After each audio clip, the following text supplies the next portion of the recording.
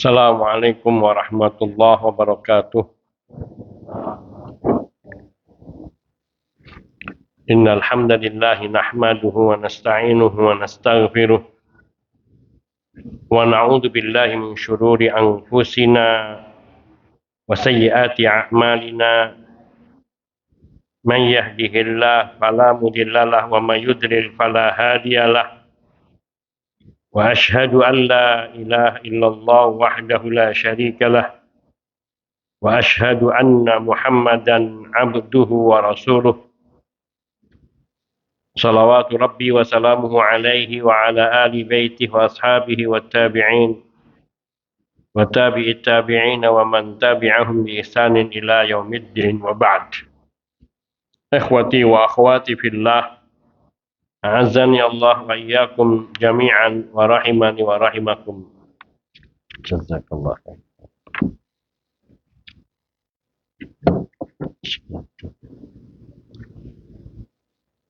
Kita masih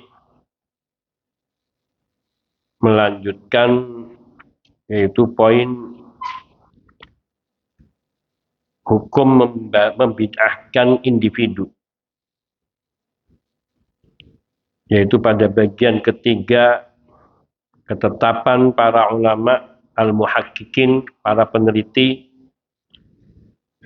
yang menyatakan tidak boleh membid'ahkan seseorang hanya semata-mata karena ia terjatuh ke dalam suatu bid'ah apabila belum terpenuhi syarat-syarat untuk dibid'ahkan. Berkata Syekh Ibrahim bin Amir Ar-Ruhaili hafizahullah ta'ala berkaitan dengan hal ini, melanjutkan bahasan yang lalu.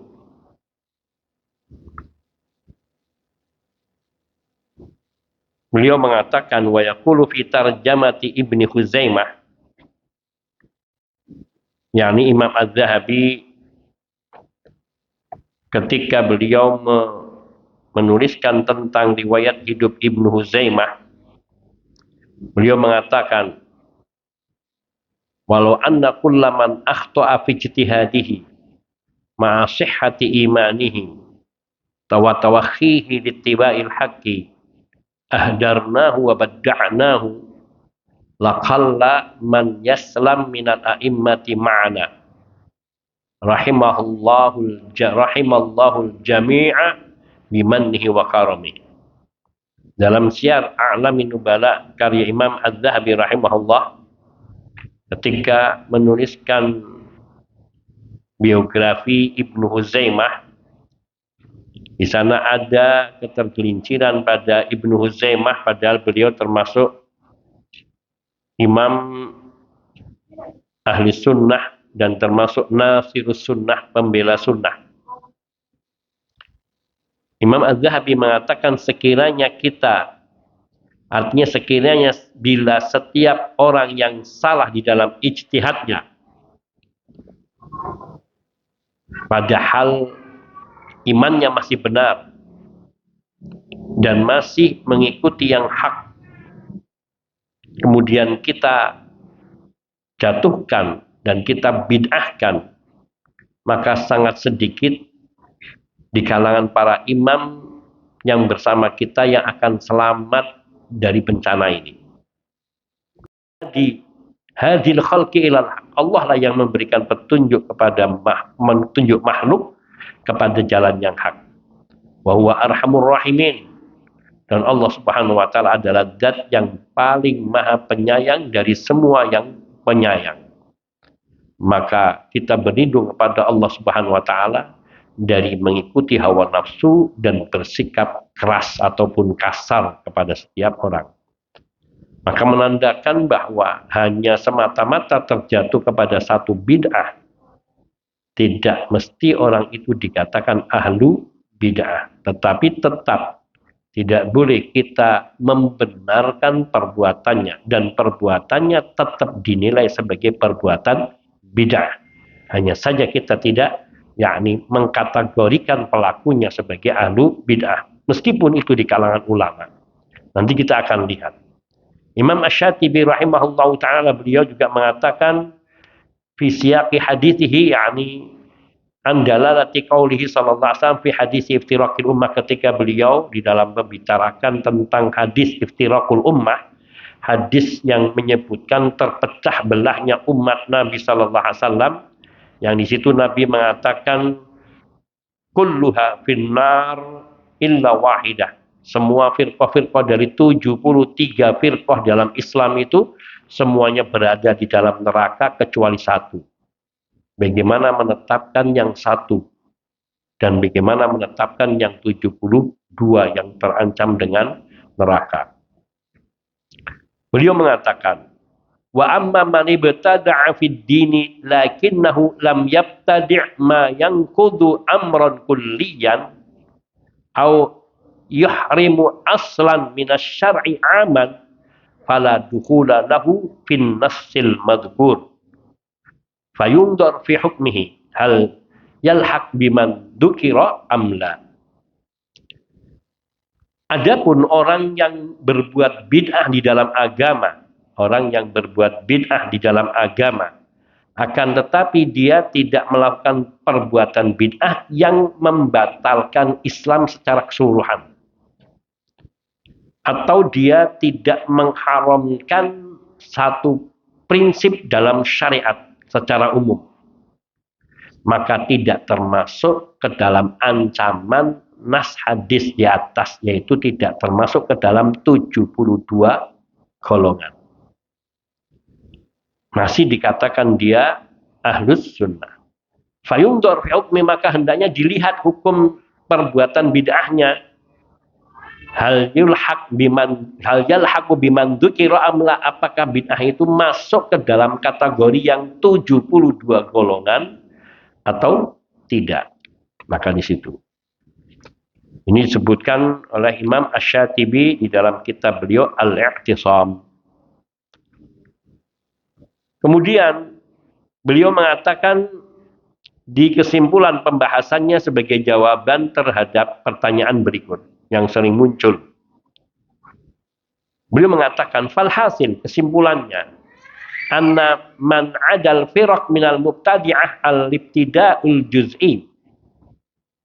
Min adal firaqi minal mubtadi'ah al-ibtida'al juz'i la yablughu mablagha ahlil bid'ah fil kulliyat fid dhammi wat tasrihi bil wa'id bin nar walakinnahum ishtaraku fil ma'nal muqtadi lidh-dhammi wal wa'id. Kesimpulannya bahwa orang-orang yang terjatuhnya, yakni min adal firaq, yang bukan termasuk kelompok-kelompok ahlu bid'ah yang berbuat, yang dikatakan 72, yaitu ketika yang terjatuh ke dalam bid'ah parsial. Parsial itu bid'ah yang terpisah, yang kedudukannya tidak sampai kepada bid'ahnya ahlul bid'ah secara kulliyat, secara global, yaitu yang dicela oleh syariat, yang dengan terang-terangan diancam dengan neraka seperti pada hadis Nabi kulluha finnar, itu maka mereka tidak dikatakan termasuk ke dalam kelompok itu, akan tetapi mereka ishtaraku fil ma'nal muqtadi lidam, mereka ini juga terlibat di dalam kecaman dan celaan daripada syariat karena melakukan perbuatan bid'ah. Tetap tercela. Tidak bisa kita mengatakan, enggak, dia punya dalil. Ini salah besar. Dan itu yang akan membenarkan perbuatan bid'ah. Dia berbuat bid'ah. Tetap dikatakan berbuat bid'ah. Akan tetapi dilihat kedudukannya. Nah, nanti kita akan temui insyaallah ta'ala syarat-syarat apa yang harus terpenuhi pada diri seorang untuk dihukumi bid'ah. Ibnul Wazir, beliau menerangkan maksudnya, yaitu penyebutan istilah ahlu bid'ah dan ahlus sunnah. Beliau mengatakan, wa'lam anni qad azkurul mubtadi'ata wa ahlas sunnah katsiran fi kalami. Kata Ibnul Wazir, bahwa ketahuilah bahwa sungguhnya saya telah saya sungguh banyak menyebutkan pelaku-pelaku bid'ah dan ahlus sunnah dalam perkataan-perkataan saya. Kata Ibnu Wazir. Maka adapun ahlu bid'ah, fa innama a'ni bihim ahlal bid'ah al-kubra al-ghulat mimman kanu. Yaitu yang saya maksudkan dengan ahlu bid'ah, yaitu ahlu bid'ah yang melakukan kebid'ahan besar, yang mereka sudah melampaui batas atau ekstrim. Mimman kanu yang mereka telah tersebut di dalam nas-nas. Yakni seperti kelompok Jahmiyah, Murji'ah, Mu'tazilah, Maturidiyah, Asy'ariyah dan yang lainnya. Syiah terutama. Yaitu terutama bid'ah-bid'ah qauliyah, i'tiqadiyah. Yang bid'ahnya pada ucapan tapi terkait dengan masalah akidah. Dan yang besar. Fa'amal mubtadi'ah itu. Fa'amal bid'ah as-sughra, adapun pada perbuatan bid'ah yang kecil, fala taslam minha ta'ifatun ghaliban, maka tidak ada satu kelompok Islam manapun yang bisa terbebaskan, terselamatkan dari bid'ah kecil. Terutama setelah 3 generasi utama. Pasti ada perbuatan bid'ah. Terutama dalam masalah fikih, masalah ibadah, yang bukan pokok mendasar. Seperti melafalkan niat, atau mentalkin mayat, atau menambahkan zikir, itu pasti muncul. Dan seorang imam seperti Ibnu Taimiyah pun tidak semua pendapat dan perkataannya dipegangi oleh para ulama ahlus sunnah di zaman ini. Karena ada pendapat-pendapat beliau yang dipandang terjatuh ke dalam kebid'ahan. Namun tidak ada seorang dari ulama ahlus sunnah yang mengatakan Ibnu Taimiyah ahlu bid'ah. Karena ini bid'ah-bid'ah yang kecil, yang tidak termasuk ke dalam, yang tidak akan selamat sekolongan pun umumnya. Itu ahlu bid'ah. Amma ahlu sunnah, kata Ibnu Wazir, adapun ahlu sunnah, maka sungguhnya yang saya maksudkan dengan mereka adalah, yaitu ahluha alal haqiqah, yaitu benar-benar ia termasuk ke dalam golongan ahlus sunnah, yang berpegang kepada sunnah Nabi Sallallahu Alaihi Wasallam pada pokok-pokok dan prinsip-prinsip besarnya. Dan yang mereka juga berada di dalam jamaatul muslimin. Waqad uridu bihim, dan kadang-kadang saya maksudkan dengan ahlu sunnah di sini man tasamma biha, yaitu orang-orang yang menyebutkan dirinya sebagai ahlu sunnah, atau golongan yang menyebutkan dirinya ahlu sunnah dan menisbatkan dirinya kepada ahlu sunnah. Maka perlu diperhatikan, kata beliau, tempat-tempat yang seperti ini yang ada pada perkataan beliau Ibnul Wazir.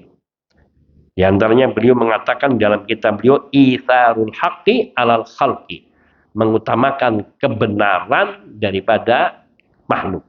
Artinya mengutamakan Allah yang maha hak atas makhluk. Maka segala apa yang ditetapkan oleh Allah itulah yang harus menjadi perhatian bagi setiap muslim. Adapun apa yang dikatakan oleh makhluk, maka harus dihadapkan dengan disodorkan dengan apa yang dikatakan oleh Al-Haq, Maha Al-Haq, yaitu Allah Subhanahu wa Ta'ala. Berkata pula Ibnu Hajar, di sini Ibnu Hajar banyak mengatakan di sini, rahimahullah ta'ala, di dalam Fathul Bari, fi man qama 'alal hajjat kabnil Asy'ath wa ghairi, yaitu mengenai orang yang memberikan bantahan terhadap Al-Hajjat atau memberikan tuduhan kepada Al-Hajjat sebagai ahlu sesat.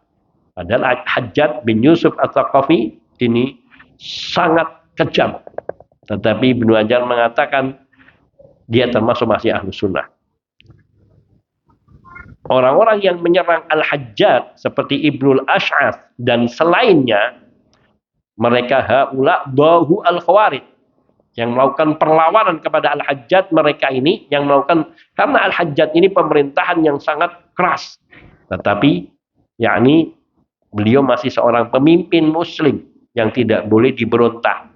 Nah, ada di kalangan ulama seperti Ibnul Asy'ath dan selainnya yang mereka ini melakukan perlawanan dan pemberontakan terhadap Al-Hajjaj.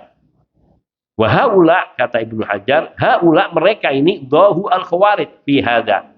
Dalam masalah ini mereka ini menyerupai perbuatan kaum Khawarij yang suka memberontak kepada penguasa muslim. Walam yaqulu bi aqwalihim. Namun para ulama tidak menghukumi mereka sebagai kaum Khawarij. Karena mereka tidak berpendapat dengan pendapatnya kaum Khawarij secara mutlak. Wala tamadhabu bi araihim. Dan mereka tidak pula bermadhab dengan madhabnya kaum Khawarij. Bal kanu min ahli sunnati da'ina ilaiha. Bahkan mereka ini termasuk ahlus sunnah dan menyeru kepada sunnah. Seperti Abdullah ibn Zubair yang melakukan perlawanan terhadap Al-Hajjaj. Abdullah ibn Zubair termasuk keponakan daripada Aisyah radhiyallahu taala anha dan putra dari Asma binti Abi Bakar, yang berarti cucunya Abu Bakar As-Siddiq dan putranya Az-Zubair bin Awam, dan juga seorang sahabat. Beliau melakukan pemberontakan perlawanan terhadap Al-Hajjaj bin Yusuf As-Saqafi rahimahullahu taala sampai akhirnya beliau gugur. Tetapi tidak ada seorang ulama di zaman itu, baik di kalangan para sahabat maupun tabi'in, yang mengatakan Abdullah bin Zubair termasuk ahlul bid'ah, termasuk kaum Khawarij. Tidak ada, karena tidak bermadzhab dengan pemikiran kaum Khawarij. Tapi perbuatan Abdullah ibn Zubair rahimahullah, dan juga seperti apa yang dilakukan oleh Al-Husain bin Ali bin Abi Thalib radhiyallahu taala anhuma, yang cucu Rasul sallallahu alaihi wasallam, melakukan perlawanan terhadap penduduk Kufah, dan juga apa yang dilakukan oleh yakni kelompoknya Yazid bin Muawiyah yang saat itu sebagai pemimpin yang sah, juga tidak dikatakan Al-Husain bin Ali bin Abi Thalib radhiyallahu anhu sebagai Khawarij. Sama sekali, siapa yang berani memberikan label seperti itu? Tetapi perbuatan beliau juga tidak dijadikan sebagai dasar pembenaran untuk memberontak pemimpin muslim yang zalim, yang tirani dan sebagainya.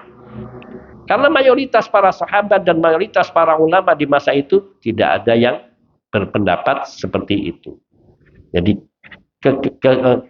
ketidaktepatan dalam ijtihad para salaf itu karena terlahir dari niat yang benar dengan cara yang benar, cuman kadang menghasilkan hasil yang salah. Dan itu dimaafkan dan tetap mendapatkan pahala.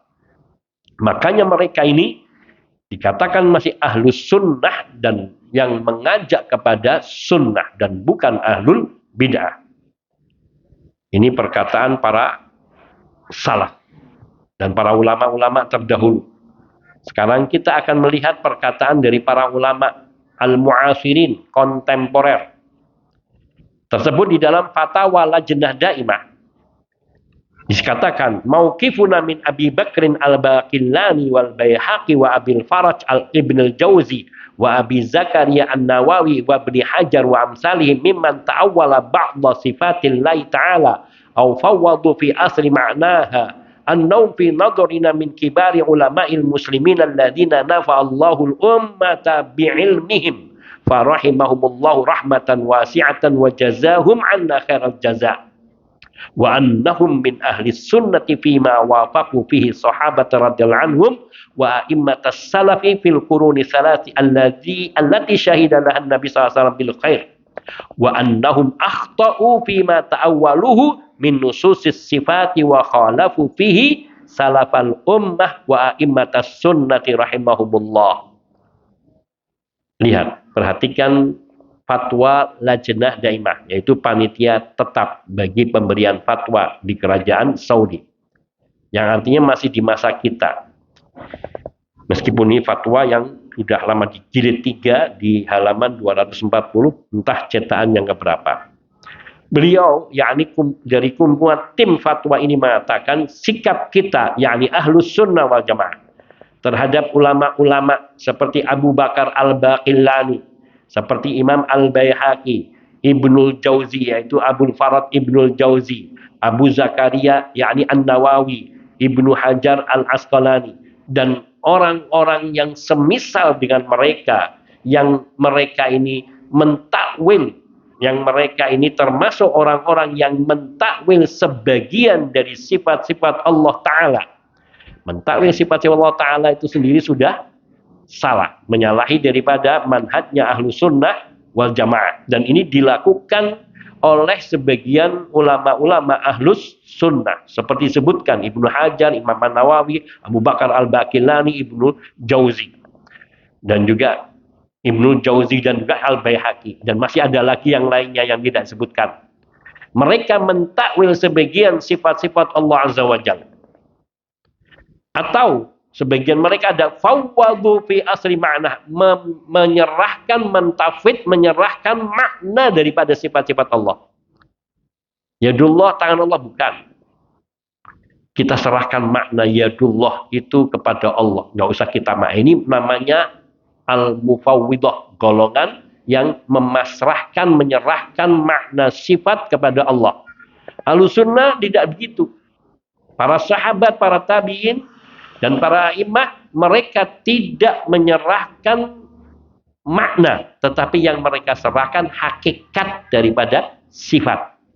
Adapun makna ketika ditanya, yadullah, tangan Allah, wajhullah, wajah Allah, al-ainani, yakni dua mata, dan seterusnya, dengan menetapkan sebagaimana yang ditetapkan oleh Allah Subhanahu wa taala dan Rasulnya sallallahu alaihi wasallam, yaitu dengan tidak mempertanyakan seperti apa dari sifat-sifat itu. Yakni yang diserahkan kepada Allah hakikatnya dan bukan maknanya. Karena ada sebagian orang yang salah memahami, tercampur antara kelompok yang mufawwidah dan ahlus sunnah. Ahlus sunnah mereka tidak menyerahkan makna kepada Allah, tetapi yang mereka serahkan kepada Allah adalah hakikat daripada sifat-sifat tersebut. Allah Maha mendengar, Maha melihat. Seperti Allah, apa melihatnya Allah, mendengarnya Allah? Yaitu pendengaran Allah kayak apa, penglihatan mata Allah kayak apa? Hanya Allah yang tahu. Tidak ada yang tahu. Tetapi bahwa Allah dikatakan yakni fasna'il fulka bi'ayunina, buatlah kapal wahai Nuh alaihi salatu wasallam dengan pengawasan mata-mata kami. Ya, kita menyebutnya mata karena Allah sendiri yang menyebutkan mata. Wa yabqa wajhu rabbika dzul jalali wal ikram, dan sungguh kekallah wajah Rabb, wajhu rabbina wa yabqa wajhu rabbika dzul, dan tetap kekallah wajah Rabbmu dzul jalali yang memiliki keagungan dan kemuliaan. Allah memiliki wajah, ya, tapi jangan kita tanya seperti apa wajah Allah. Ini ahlus sunnah. Tapi kalau kaum mufawwidah ditanya wajhullah, wajah Allah, bukan. Lalu apa? Kita serahkan maknanya kepada Allah, dan itu tidak benar dan bukan manhajnya, salah. Dan di antara ulama-ulama ahlus sunnah ada yang berpikir seperti ini, berpendapat seperti ini. Annahum fi nadharina, kata para ulama di tim fatwa Lajnah Daimah, mereka ini dalam pandangan kita, mereka yaitu Abu Bakar Al-Baqillani, Al-Baihaqi, Ibnu Jauzi, Abul Farad Ibnu Jauzi, Ibnu Zakaria An-Nawawi yaitu Imam An-Nawawi, Ibnu Hajar Al-Asqalani yaitu penyusun kitab Fathul Bari, annahum fi nadharina, mereka ini dalam pandangan kita, penilaian kita, min kibari ulama'il muslimin alladzina nafa'allahul ummata bi'ilmihim. Mereka adalah ulama-ulama dari kaum muslimin, ulama-ulama besar di kalangan kaum muslimin, yang mereka Allah memberikan manfaat ummah dengan ilmu mereka. Maka semoga Allah Subhanahu wa taala merahmati mereka dengan rahmat yang luas, dan semoga Allah memberikan balasan kepada mereka dari apa yang mereka berikan kepada kita dengan pembalasan yang baik. Wa annahum min ahli sunnah, dan mereka tetap masih dikatakan ahli sunnah. Maka bila ada yang mengatakan Imam Ibnu Hajar itu Asy'ari, ada yang mengatakan Imam Nawawi Asy'ari, maka itu salah besar. Al-Baihaqi Asy'ari, salah besar. Abu Bakar Al-Baqilani Asy'ari, salah besar. Annahum min ahli sunnah, mereka itu tetap ahlus sunnah, yaitu ahlus sunnah fima wafaqu fihi as-sahabat radhiyallahu. Mereka ahlus sunnah pada hal-hal yang bersepakatan atau bersesuaian dengan pendapat dan perkataan para sahabat radhiyallahu anhum wa a'immatas salaf, dan juga para imam-imam di kalangan salafus saleh fil quruni salasah, di 3 generasi yang dipersaksikan kebaikan mereka oleh Nabi sallallahu alaihi wasallam. Allati syahidalah Nabi sallallahu alaihi wasallam bil khair. Hanya saja annahum akhtau fima ta'awwalu. Mereka salah ketika mereka mentakwil nas-nas sifat, dan mereka dalam hal ini menyelisihi salaful ummah, pendahulu dari umat ini. Wa a'immatus sunnah, menyelisih dari imam-imam ahlus sunnah rahimahumullahu ta'ala.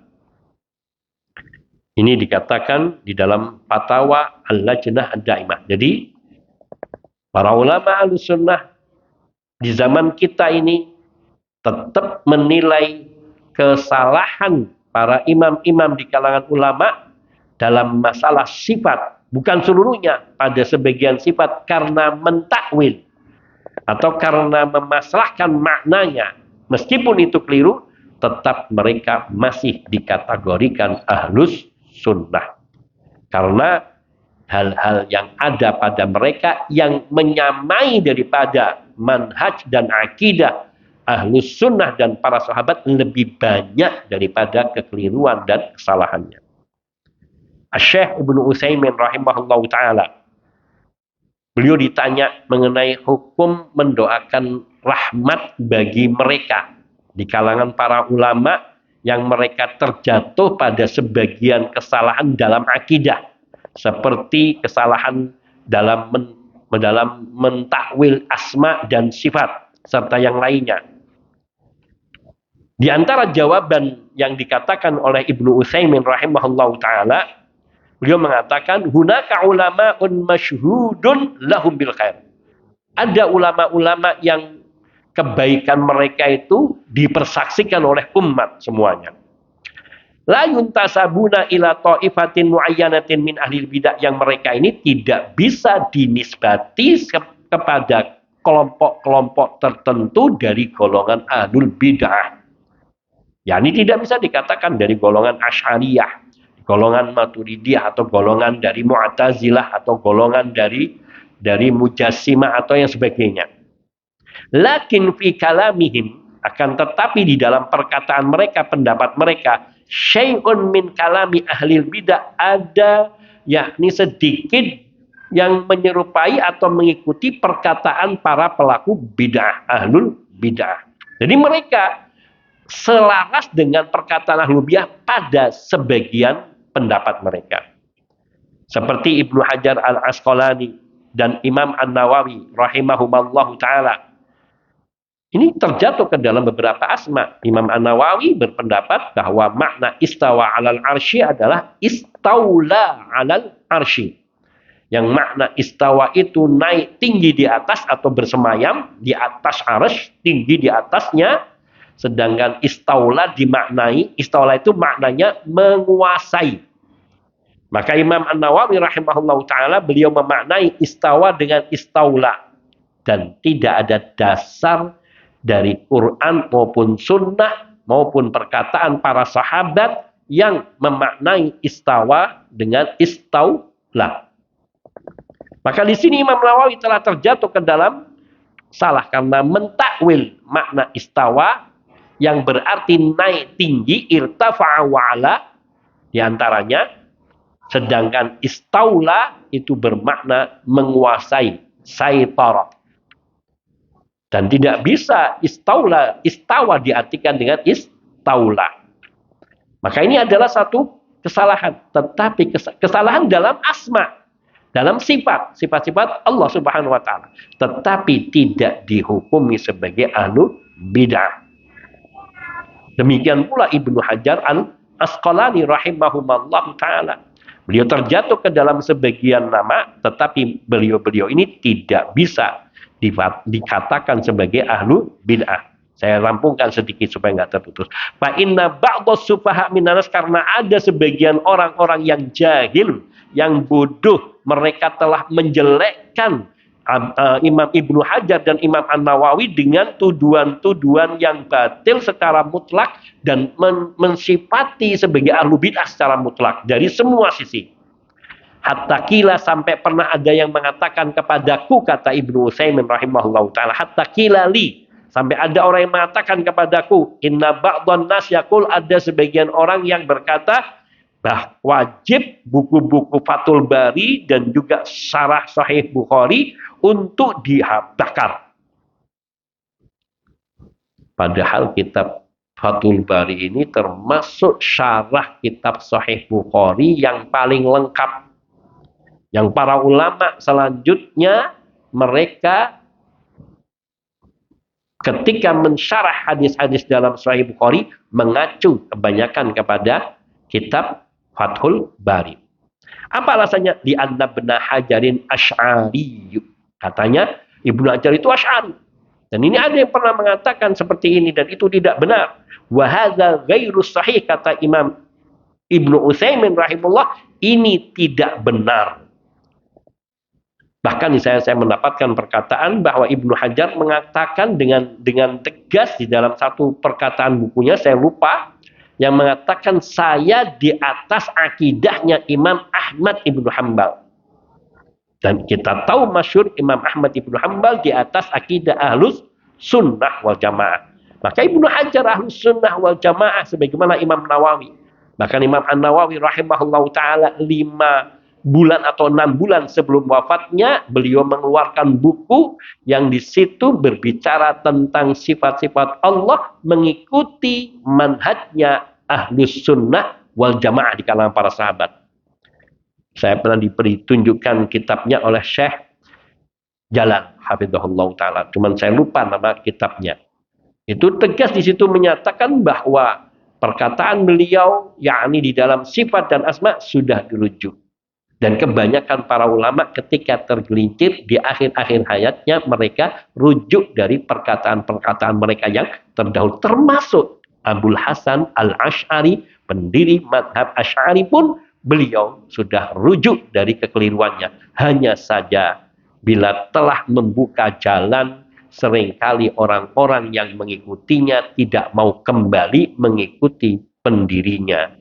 Kita lanjutkan insyaallah taala, wallahu taala alam, ba'da adzanil isya, wa sallallahu wasallam ala nabiyina Muhammadin wa alihi wa sahbihi ajmain, walhamdulillahi rabbil alamin.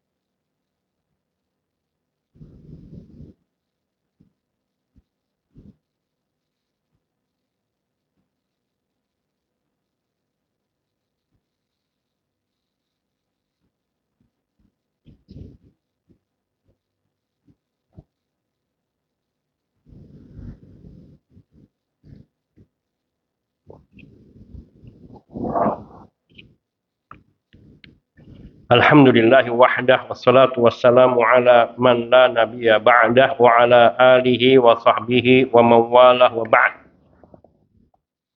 Akhwati fillah azani Allah wa iyyakum jami'an wa rahimani wa rahimakum. Kita lanjutkan perkataan Syekh Ibnu Utsaimin rahimahullahu taala tentang dua ulama besar di kalangan Ahlus Sunnah yang terfitnah sebagai Asy'ari. Fahadani rajulani, kata beliau, bidzat ma'lamul yawma anna ahadan qaddama lil Islam fi babi ahaditsir Rasul mithla ma qaddama. Dua orang ini, yaitu Ibnu Hajar Al-Asqalani rahimahullah dan Imam An-Nawawi rahimahumullah, secara jelas, yaitu secara pribadi, saya tidak pernah mengetahui sampai hari ini, yakni di masa hidupnya Imam Utsaimin, seseorang pun yang telah memberikan sumbangsih kepada Islam dalam perkara hadis-hadis Rasul Shallallahu Alaihi Wasallam seperti yang mereka berdua sumbangkan untuk Islam. Belum ada. Dan ini menunjukkan bahwa Allah Subhanahu wa taala dengan kekuatan dan kemahakuasaannya, dan kata beliau wala ata'alla 'ala Allah, dan saya tidak melancangi Allah, menunjukkan bahwa Allah telah menerima amal kebaikan mereka, sumbangsih mereka bagi Islam. Karena bagaimana bisa dikatakan fakaifa yuqalu an hadaini, bagaimana mungkin kita kemudian setelah mengetahui keutamaan mereka berdua, beliau-beliau ini, dan sumbangsih jasanya, perjuangannya, kemudian dikatakan dua orang ini mubtadi'ani dhalani, dua orang yang ahlu bid'ah yang sesat, yang kita tidak boleh mendoakan rahimahullah, yang kemudian kita tidak boleh membaca kitab-kitab mereka, yang kita harus membakar kitab Fathul Bari, kitab Syarah Sahih Muslim. Subhanallah, kata beliau. Fa innilah aqulu lihaula, dan sungguh aku tidak bisa mengatakan kepada mereka dengan yakni fa inni aqulu lihaula, sungguhnya aku hanya bisa mengatakan untuk mereka dengan lisanil hal, dengan bahasa lisanku, walisanil maqal, dan dengan sikap, yakni bahasa sikapku, yaitu dalam satu bait syair beliau katakan akillu alaihim la aban li abikum minal laumi au suddul makana alladhi saddu, yakni beliau mengatakan sedikitkanlah wahai kaum, yaitu celaan kalian terhadap mereka-mereka ini. Atau kalau seandainya kalian mau mencela, coba gantikan sumbangsih dan jasa mereka. Artinya kamu yang mencela-mencela mereka ini mampu tidak berbuat seperti mereka. Dan ini juga berlaku pada kita. Kebanyakan muncul belakangan orang-orang yang berani mengkritik Ibnu Taimiyah rahimahullah ta'ala. Siapa dia? Apakah dia sudah mencapai penguasaan ilmu seperti Ibnu Taimiyah rahimahullah ta'ala, yang sampai beliau sudah karyanya di atas 100, dan bahkan ketika beliau menulis Minhajus Sunnah itu dituliskan oleh, didiktekan kepada murid-muridnya, dimulai dari ba'dal isya dan selesai subuh, 2 jilid tebal, membantah pemikiran Syiah tanpa memegang buku selain buku, yakni buku dari risalah tipis dari orang Syiah. Yang beliau menulis akidah wasitiyah ketika perjalanan beliau, yakni singgah di daerah namanya Wasitiyah. Di situ kemudian beliau menulis buku langsung dengan tulisan Al-Aqidah Al-Wasitiyah. Dan beliau ketika berbicara di dalam satu ilmu, maka selalu menguasai perkara itu. Di bidang fikih, di bidang tasawuf, di bidang akidah, apalagi di bidang banyak hal. Dan beliau seorang mujahid. Dan berperang. Allahu Akbar. Kemudian ini orang muncul, saya yakin belum membaca seluruh bukunya Syekhul Islam Ibnu Taimiyah. Fatwa, majmu' fatwanya saja sudah 20-an jilid lebih, 26 kalau tidak salah.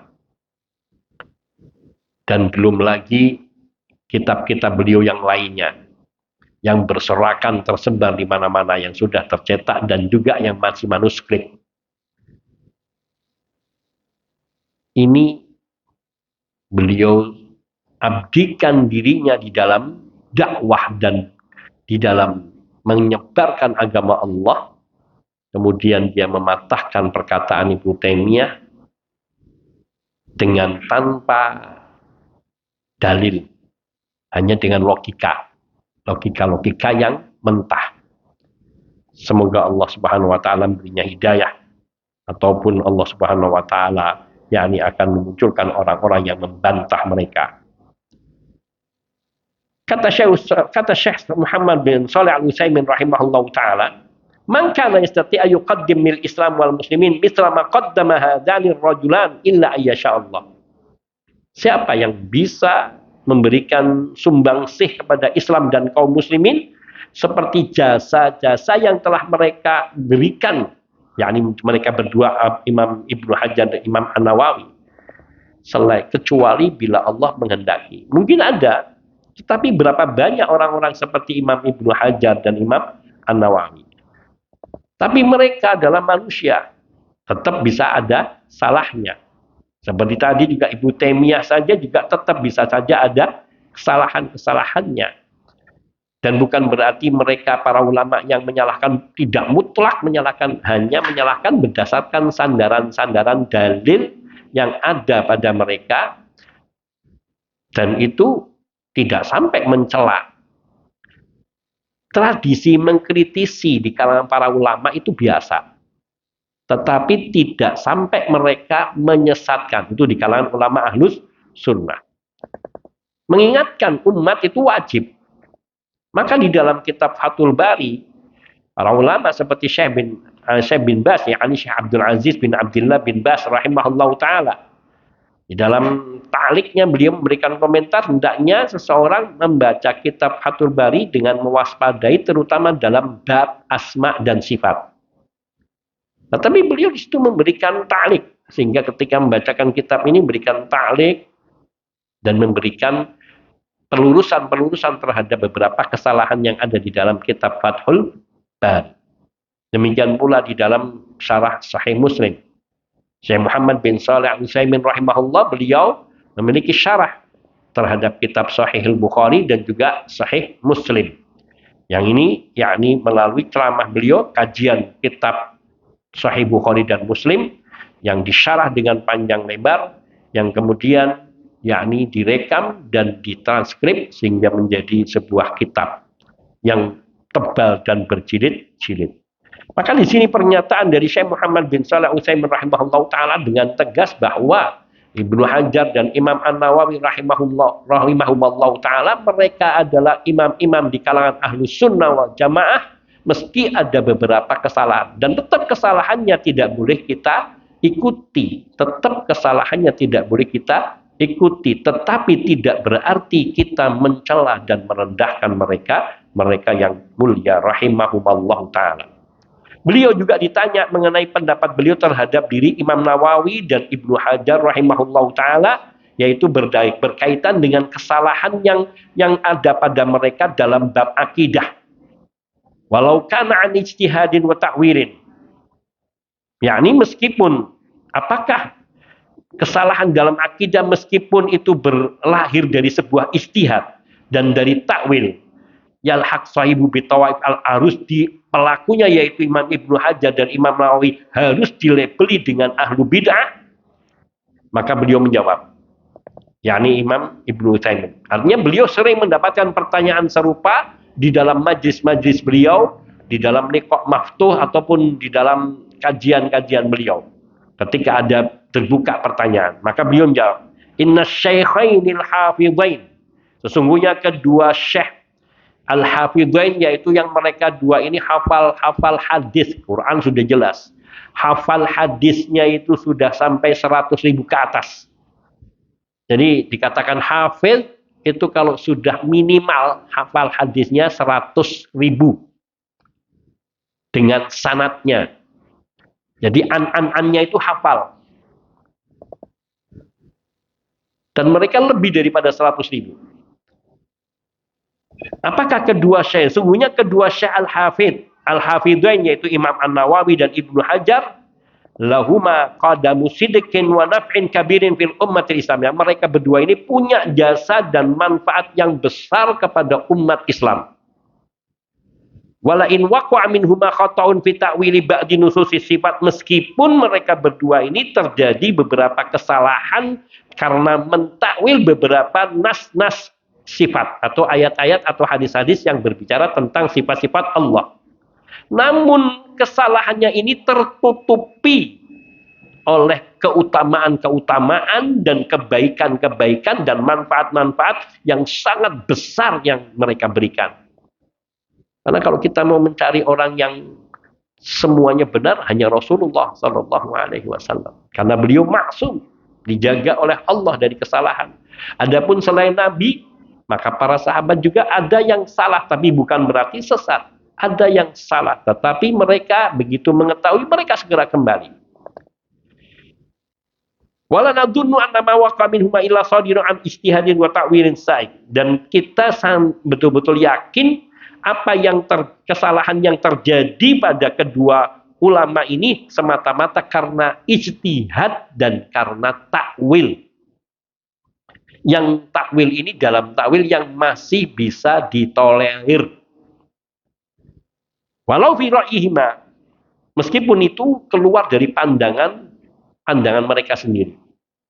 Wa arjullah ta'ala ayyakuna minal khata'il maghfur, dan saya berharap saya mohon kepada Allah semoga kesalahan mereka termasuk kesalahan yang diampuni oleh Allah Subhanahu wa taala karena lahir dari ijtihad. Wa yakuna ma qaddamahu minal khairi wan naf'i minas sa'il masykur, dan semoga apa yang mereka sumbangsihkan dan apa yang mereka berikan dari jasa-jasa kebaikan serta kemanfaatan ini termasuk usaha yang akan dibalasi oleh Allah Subhanahu wa taala dengan kebaikan. Dan hal ini karena sungguhnya Allah Subhanahu, dan hal ini mudah-mudahan serupa dengan apa yang dibenarkan oleh Allah dalam firman-Nya surat Hud ayat 114. Allah berfirman, innal hasanati yudhibnas sayyiat. Sesungguhnya amal-amal kebaikan, sesungguhnya kebaikan-kebaikan yang banyak itu dapat menghapuskan keburukan-keburukan.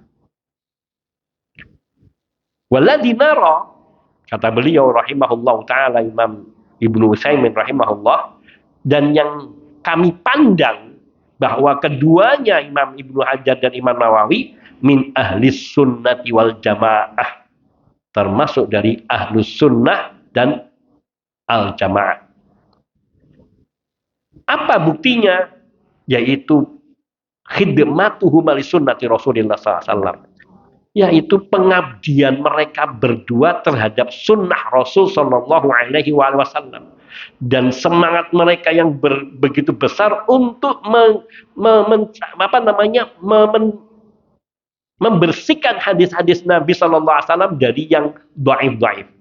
Imam Ibnu Hajar dan Imam An-Nawawi ahlul hadis, dan mereka berdua ini punya kitab kaidah-kaidah di dalam mentahridz hadis dan mengetahui perawi-perawi yang dhaif, yang tidak diterima, dan itu luar biasa.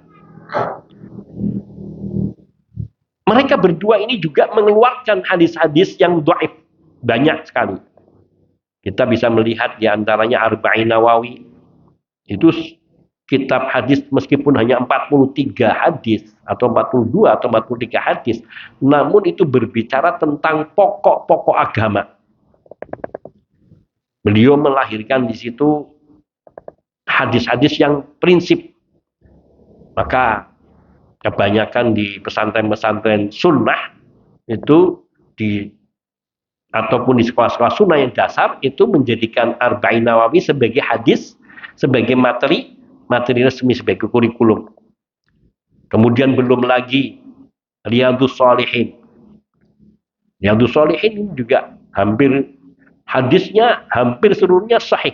Hanya ada beberapa yang itu pasti wajar terjadi di kitab-kitab hadis yang manapun. Juga kitab Al-Azkar ya Imam An-Nawawi, apalagi Sahih Muslim, beliau mensyarah hadis-hadis Sahih Muslim. Wa ala tahqiqi ma dalat alaihi min ahkam, dan beliau juga mentahqiq yaitu hadis-hadis hukum, meskipun yakni khalafa fi ayat sifat wa hadisiha.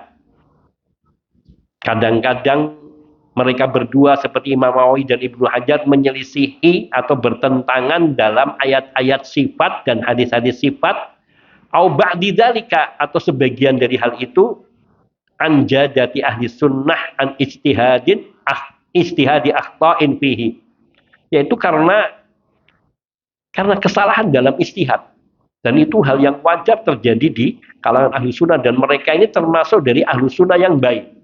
Maka kita semua berharap kepada Allah Ta'ala, semoga Allah Subhanahu Wa Ta'ala yakni memberikan ampunan kepada mereka berdua dalam kesalahannya, meskipun itu dalam bab akidah, karena belum termasuk sampai kepada menjurus kepada kafir atau mengeluarkan daripada iman dan Islamnya. Adapun kesalahan dalam akidah, maka apabila kesalahan itu menyelisihi jalannya para salaf, maka dia sesat tanpa ragu, kata beliau. Akan tetapi tidak mesti dihukumi pelakunya dengan sesat. Pelakunya tidak mesti dihukumi sesat. Kalau yakni dalam akidah ia menyelisih jalannya para salaf, metodenya para salaf, maka dia sesat. Tetapi pelakunya tidak mesti dihukumi sesat sampai adanya hujjah yang disampaikan kepada mereka. Disampaikan dulu, dijelaskan ini tidak betul. Seperti yang saya katakan bahwa di akhir-akhir hayatnya mereka menyatakan, termasuk Ibnu Hajar mengatakan kami di atas akidahnya Imam Ahmad Ibnu Hambal. Dan Imam Nawawi juga merujuk kepada metode salafus saleh di dalam asma dan sifat. Termasuk di dalam perkataan beliau tentang Al-Quran dan sebagainya. Maka kalau mereka ini sudah sampai, maka merata-rata kembali. Imam Ghazali, beliau di akhir hayatnya mengikuti jejak para ulama ahlul hadis. Dan mereka ada keinginan untuk kembali seperti Imam Abul Hasan Al-Asy'ari. Dari mulai faham Mu'tazilah sampai akhirnya menelurkan pemahaman Asy'ariyah. Kemudian beliau keluar dari paham Asy'ariyah dengan kitabnya Al-Ibana fi Usulid Diyanah, dan juga kitab Maqalatul Islamiyyin, dan ada satu kitab lagi yang saya lupa judulnya, yang itu semua bukti mereka ini telah merujuk kepada pemahaman Ahlus Sunnah wal Jamaah. Maka bila sekiranya ada seorang yang ia terjatuh ke dalam kebid'ahan, di dalam kesesatan dalam akidah, kemudian disampaikan hujjah, wa asarra ala khotohi wa dolalih, tetapi tetap berpegang dengan kesalahan dan kesesatannya, baru mubtadi'an fima khalafa fihil haq, dia dikatakan ahlu bid'ah atau melakukan perbuatan bid'ah hanya pada perkara yang menyelisihi yang hak. Dia dikatakan berbuat bid'ah dalam perkara misyak, wa in kana salafiyan fi masiwa, kalau dia masih memiliki jejak-jejak salafi di selain kebid'ahannya itu. Artinya ini dia pada umumannya adalah salaf, tetapi dia punya pemikiran sedikit di dalam kebid'ahan. Dan sudah disampaikan hujjah kepadanya, tetapi tetap dia pada prinsipnya. Bila itu sedikit dan yang lainnya dalam pemahaman salaf, maka dia dikatakan bid'ah di dalam pemikirannya yang menyelisihi jejaknya salaf. Tetapi dia masih dikatakan salaf di dalam bagian-bagian yang sesuai dengan salaf. Jadi tidak mutlak kemudian digebiar uyah. Karena itu kaidah yang dipegangi oleh para ulama. Maka dikatakan di sini, kana mubtadi'an fima khalafa fihil haq, dia adalah ahlu bid'ah pada perkara yang menyelisihi hak, wa in kana salafiyan fima siwa, meskipun dia tetap dilabeli sebagai salaf pada perkara yang lain. Fala yusaf, sehingga mereka ini tidak boleh disifati bi annahu mubtadi' ala wajhil itlaq. Tidak bisa dikatakan sebagai ahlu bid'ah secara mutlak. Kenapa? La bi annahu salafi ala wajhi itlaq.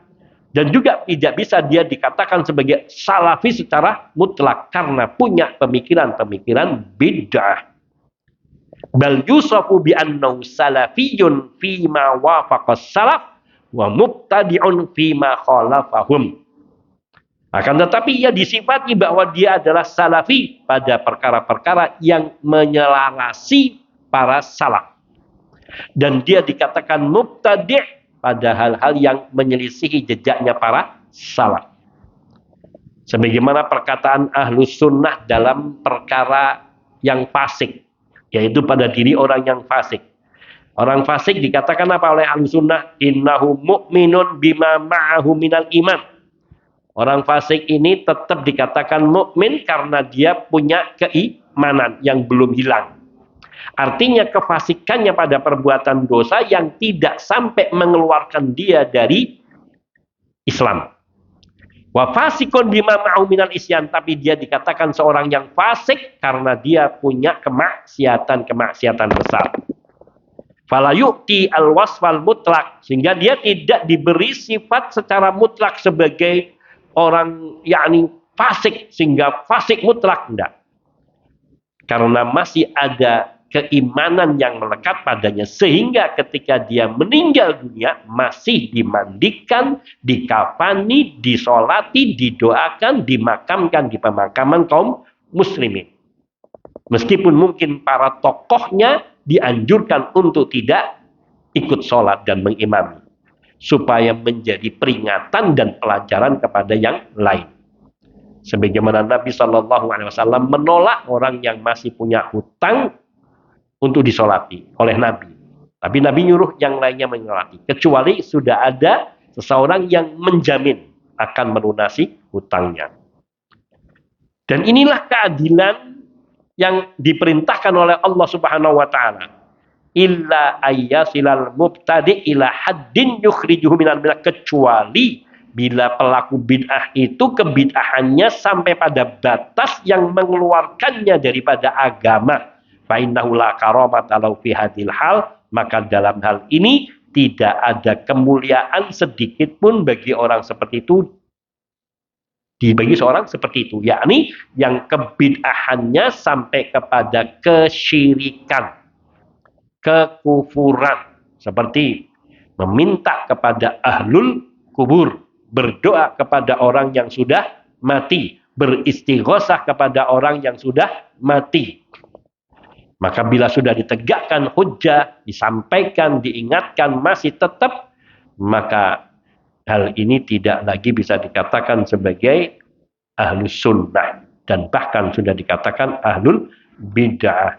Terakhir, perkataan Imam Al-Albani rahimahullahu ta'ala, beliau mengatakan Al-Hafidh Ibnu Hajar juga seperti Imam Nawawi dan selain mereka berdua yang terjatuh ke dalam kesalahan di dalam perkara-perkara akidah sebagaimana yang dikatakan zaman ini, maka dzalika la yukhrijum, maka kesalahan mereka ini tidak sampai mengeluarkan mereka dari kedudukan mereka sebagai ahlus sunnah wal jamaah.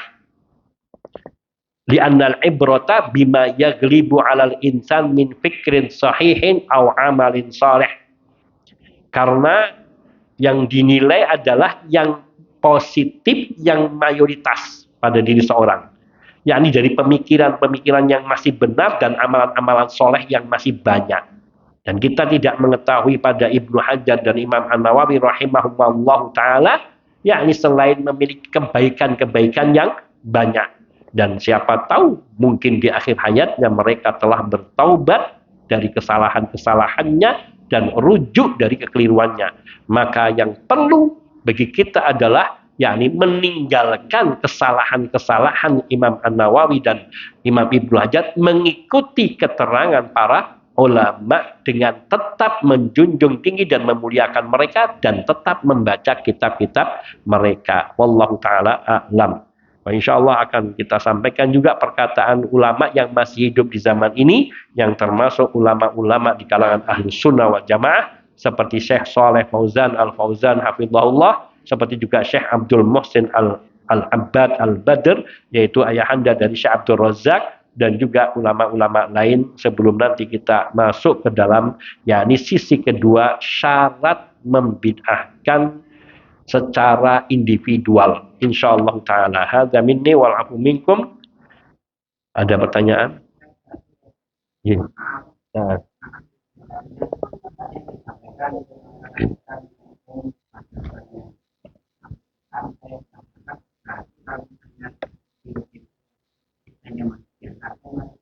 Ya. Jadi kalau bid'ahnya masih hanya bid'ah kecil, maulidan atau sejenisnya, belum sampai kepada bid'ah yang besar, maka tidak apa-apa. Insya Allah tetap sah, dan karena mereka masih dikatakan ahlul kiblah. Kalau mereka sakit masih bisa kita tengok bila bid'ahnya apalagi bukan tokoh utamanya. Bahkan masih kita doakan. Nah.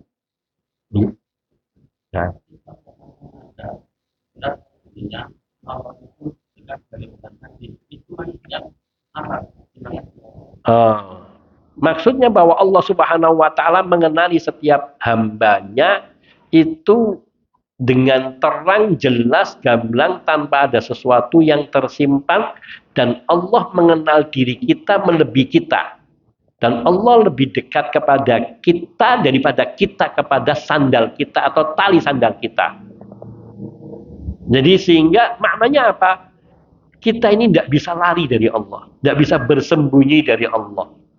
Sehingga ada ulama Ibrahim ibn Adham rahimahullah ta'ala, ketika ada seorang datang kepada beliau minta nasihat. Ini ahlu maksiat, dia ingin taubat, minta dinasehati. Kata beliau, kalau kamu mau bermaksiat kepada Allah, silahkan kau bermaksiat sesuka hatimu, silahkan, disuruh. Tapi tolong jangan sampai ketahuan Allah.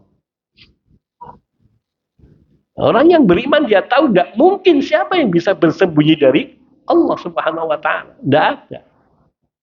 Itu ada berapa poin, ada yang menyebutkan 9 poin, ada yang menyebutkan 7 poin. Di antaranya itu ada yang lagi mengatakan, kalau kau ingin bermaksiat pada Allah, silakan bermaksiat kepada Allah, tapi jangan pernah makan dari rezeki Allah. Ya Allah, dari mana kita makan semua makan minum kita dari rezeki Allah, kemudian kita tidak boleh. Terus kemudian apalagi itu? Kalau kamu mau bermaksiat, silahkan bermaksiat sepuasmu, tapi tolong jangan di bumi Allah.